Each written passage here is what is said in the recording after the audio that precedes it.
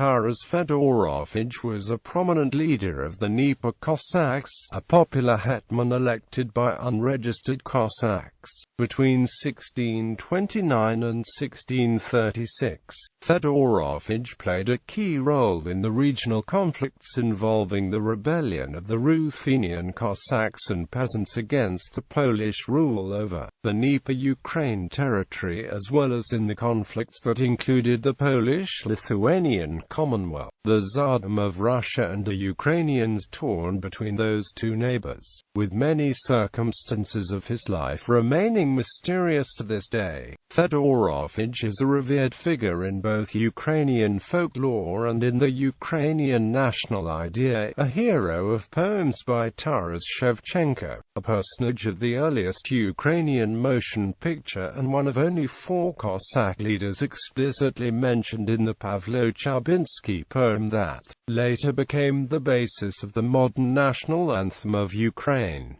Early life. Taras Fedorovych was born to a Tatar family in Crimea. His given name was Hassan. It is unclear when he converted to Eastern Orthodox Christianity and joined the Zaporozhian Cossacks host. He is initially documented by references in the 1620s to his position as the Cossack Polkovnik Hassan Tarasa in Hungarian chronicles, noted for considerable cruelty during his participation in the 30-Year War as a Habsburg mercenary. In 1629, after the pro-Polish Cossack hetman Mikhailo Doroshenko was killed in Crimea, the unregistered Cossacks elected Fedorovych to the hetmanship and, under his leadership, participated in the subsequent Crimean campaign. Fedorovych uprising. Hostilities. In March 1630, Fedorovych became the leader of a Cossack and peasant revolt, which became known as the Fedorovych uprising, carried out by the unregistered Cossacks dissatisfied with the conditions of the 1625 Treaty of Urukov signed earlier by Doroshenko, which restricted the number of the registry to only 6,000. In the meantime, the real numbers of Cossacks swelled by the constant flow of runaway peasants and, especially, at the end of the Polish-Swedish War, by the addition of a huge number of demobilized Ukrainians who refused to accept a return under Polish serfdom. The ranks of Cossacks who joined the resistance reached 40,000. The Cossack uprising fell on the fertile ground of the overall condition of Ukrainian peasantry who, under Polish control, were subject to continued enslavement and exploitation by mostly Polish Apollinized Szlachta. Particularly resented was the attempt to impose Roman Catholicism on the unwilling Ukrainians, who had been traditionally Eastern Orthodox.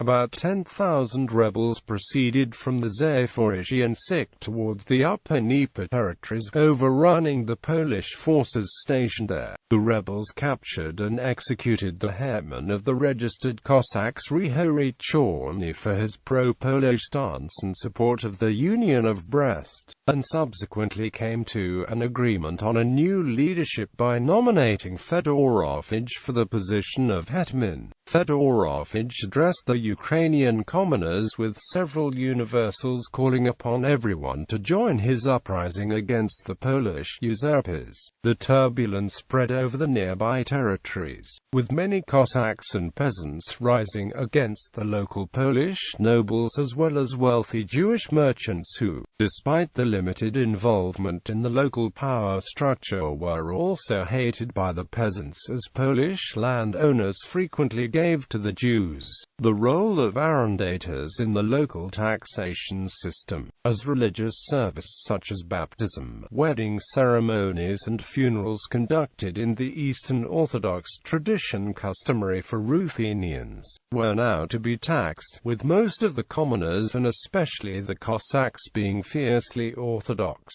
The Jews were perceived by many Ruthenians as a part of the oppressor-exploiter group.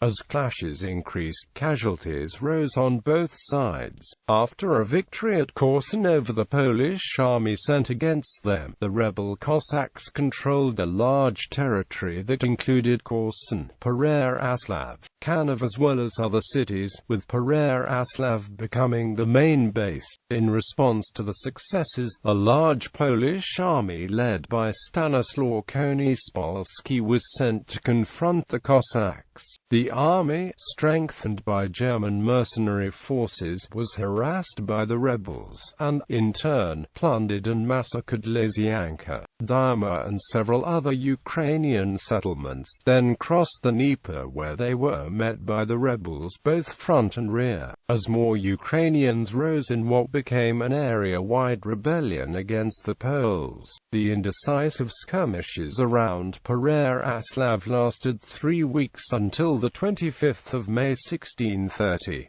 Konispolski laid siege to the Cossack stronghold, but lacking the support of artillery and infantry, he could not break its walls. The Cossacks, however, were lacking supplies and agreed to negotiations. Though the Polish army was not defeated, its inability to defeat the rebellious Cossacks meant that the latter gained an upper hand in the negotiations. Ukrainian historiography calls the battle at Pereyaslav a victory, but this is disputed by Polish historiography. Negotiations. Fedorovich's military successes forced Konispolski to start negotiations with the Cossack leadership, which resulted in the 1630 Treaty of Pereyaslav. Many of the demands of the non-registered Cossacks and Fedorovych, the leader, were discarded in the treaty negotiations by other Cossack leaders. The main demand voiced by Fedorovych and his supporters, that the Cossack privileges routinely guaranteed to the limited number of registered Cossacks should be granted to all runaway peasants who claimed Cossackdom, was rejected and, according to a narrow compromise, the Cossack register was enlarged from 6 to 8,000. In return, Konispolski demanded that Fedorovych be delivered into Polish custody. Fedorovych, uncertain of the decision that would be reached over his head by the compromising faction of Cossack leadership, left Pereyaslav along with other Cossacks dissatisfied with the agreement and headed for the Cossack stronghold of the Zaporizhian Sich. Meanwhile, the Cossack leadership faction inclined to a compromise with Poland, elected Timofey Orendrenko, whose hetmanship was confirmed with Konispolski's agreement. Fedorovych, disgruntled with this turn of events, tried to raise the Cossack masses to start a new uprising, but the energy for such an undertaking was no longer forthcoming. Russia's ally, Fedorovych, fought on the Russian side in the Smolensk War against Poland. In the winter of 1634–35 he yet again tried to convince the Cossacks to turn against the Poles at the Kanov Council, but received only very limited support. In 1635 he negotiated with the Russians the resettlement of 700 Cossacks in Russian-leaning Sloboda territories and, in 1636, suggested the creation of a pro-Russian Cossack regiment. His proposal was rejected by the Russians, who did not want to endanger the new relationship with Poland after the recently concluded Treaty of Polyanovka. Details of his later life are unknown. Legacy and place in history. Documentation of most of the details of Taras Fedorovich's life has been lost in time, including the year and circumstances of his death. There is no specific record of his activities before the mid to late 1620s and after 1636. The brief period, however, in which he played one of the leading roles in the region's history, established his name as an ancient and lasting source of inspiration to future generations of Ukrainians. Fedorovych is one of 4 Ukrainian hetmans mentioned in the original version of Pavlo Chubynsky's poem Neighbors.With, Ukraine, which was later transformed into the Ukrainian national anthem. A quatrain of the poem reads, Nalivayko, Zalesniak, and Taras Shevchenko call us from beyond the grave to the holy battle. In 1926, a feature film, Taras Shevchenko, directed by Pyotr Chardinin, was released by the all-Ukrainian Kino Photo Direction. It recounted the then nearly 300-year-old events through the silent movie prism of the Soviet film industry.